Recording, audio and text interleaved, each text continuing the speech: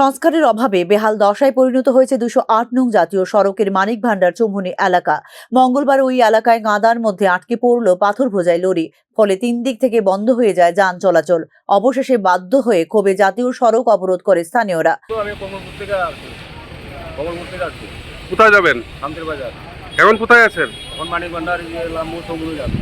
কেন? ওই যে রাস্তা গাড়ি ফাঁসে গেছে, রাস্তা ভাঙা দেখে এখন রাস্তা সব ব্লক হয়ে গেছে, গাড়িগুলো সব বলতো আপনি ঘন্টা সোয়া ঘন্টা করে অবস্থায় আছে। এটা কোন রাস্তা জানেন কি? এটা তো ওই যে আমপাশা সমুদ্র জাতীয় জাতীয় সড়ক। কত সময় হলো এখানে দাঁড়িয়ে রয়েছেন? এখানে ঘন্টা সোয়া ঘন্টা সময় হয়েছে। এলাকাবাসী কি রাস্তা ব্লক করেছে? রাস্তা ব্লক করে রাখছে, গাড়িগুলো বর্তমানে যাইতে পারতেছে না। কি গাড়ি এখানে ফেসে রয়েছে? ওই যে পাথর তো টানে যায় গাড়ি। রাস্তার অবস্থা কেমন দেখছেন? রাস্তার অবস্থা খুবই খারাপ। আমুরা থেকে মানিকভান্ডার পর্যন্ত, মানিকভান্ডার থেকে কৈলাসহর পর্যন্ত সেই রাস্তাগুলি ভেঙে চুরমার হয়ে গেছে। মানুষ এবং যাত্রীবাহী গাড়ি খুবই সংকটের মধ্যে আছে, যাতায়াতের মানুষের কষ্ট হচ্ছে।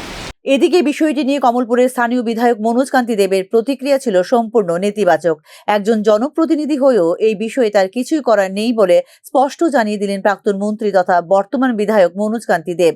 শুধু তাই নয়, আসন্ন বর্ষার মরশুমে এই অবস্থা থেকে নিষ্কৃতি পাবার কোনো উপায় নেই বলেও স্পষ্টই জানিয়ে দিলেন বিধায়ক মনোজ কান্তি দেব।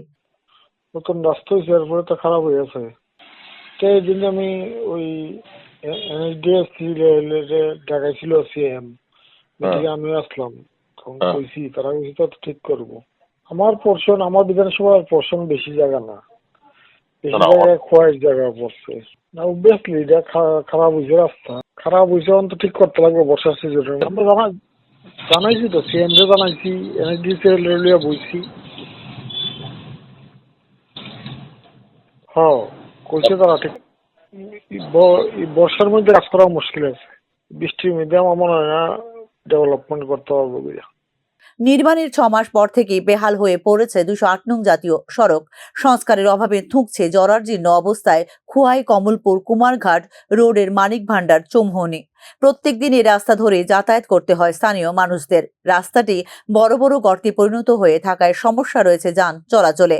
এমনকি প্রায় সময় দুর্ঘটনার কবলে পড়তে হয় চালকদেরও। অবশেষে বাধ্য হয়ে জাতীয় সড়ক অবরোধের মতো পথ বাছতে হয়েছে স্থানীয়দের। Bureau report, news now.